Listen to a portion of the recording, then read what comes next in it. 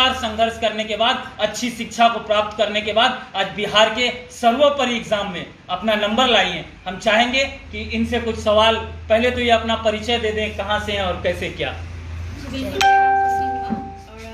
मेरे पिताजी का नाम सुशील कुमार मेहता हुआ, मेरी माता का नाम श्रीमती कुमुद मेहता हुआ, और मैं एक छोटे से गांव ग्राम डेंगवाही पोस्ट परसाहाट जिला अररिया से हूँ, बिलोंग करती हूँ। और काफ़ी अच्छा महसूस हो रहा है इस पद को पाने के बाद। और मैं सभी बच्चियों से यही कहना चाहूँगी, सभी लड़कियों से यही कहना चाहूँगी कि वह आगे बढ़ें, अपने मानसिकता को बुलंद करें, और खुद जो है आगे करने का ठानेंगी तो माता पिता और सभी जो भी आपके प्रियजन हैं आपकी जरूर मदद करेंगे। और अगर नहीं भी करते हैं तो फिर भी अपनी हिम्मत को छोटा नहीं करना है, हिम्मत बड़ी होनी चाहिए, तभी जाके आप किसी मुकाम को पा सकेंगे।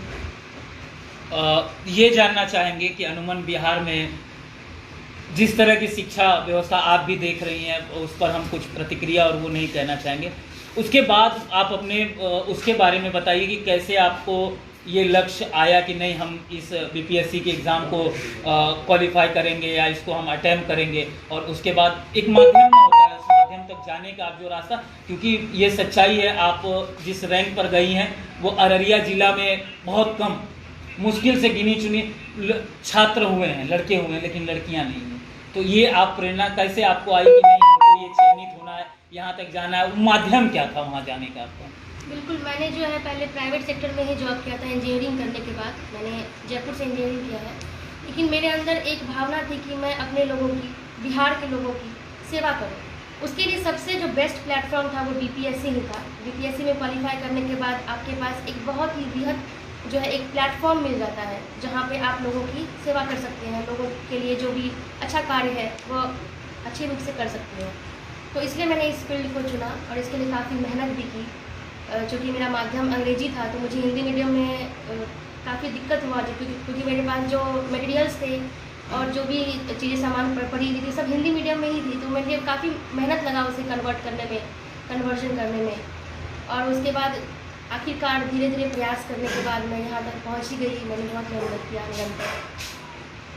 आपके पिताजी, जैसा हमने जानकारी ली है, मूल रूप से किसान, मम्मी जो है आपकी वो गृहिणी है, घर का सारा कार्य देखती हैं।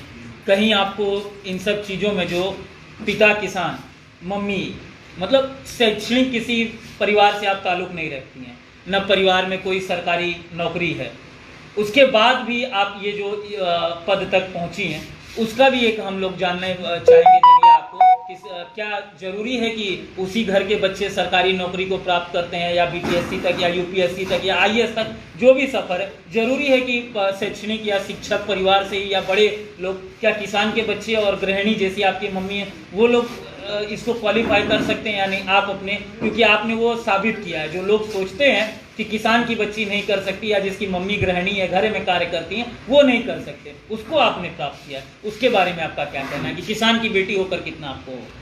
जी बिल्कुल, कभी कभी ऐसा होता था, मेरे पिताजी के पास पर्याप्त पैसे भी नहीं होते थे मुझे पढ़ाने के लिए, काफ़ी गरीबी देखी है हमने, लेकिन फिर भी जो है मैंने अपनी हिम्मत को छोटा नहीं किया। मेरे पिताजी ने भी अपनी हिम्मत को छोटा नहीं किया।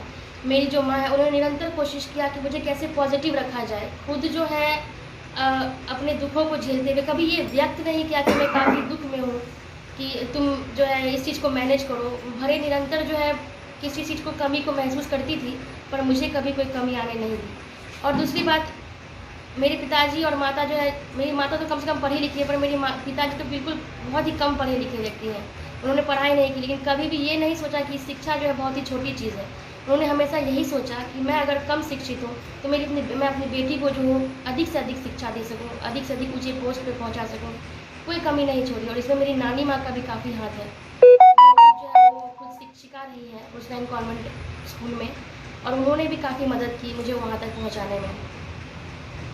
जैसा कि आपने तो सुरभि जी को सुन ही लिया, जो प्रतीक है हम लोगों की नारी शक्ति को और छात्राओं को आगे जाने के लिए।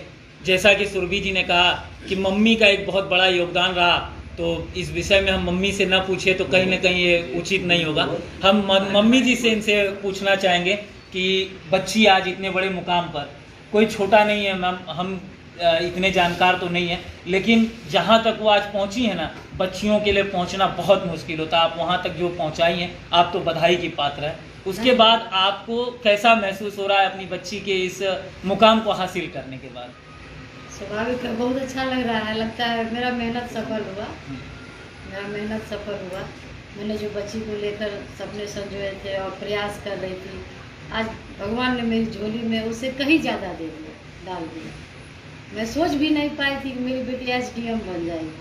तो भगवान मतलब शायद मेरी मेहनत और मेरी बेटी का मेहनत ये जो कहिए उसी का फल है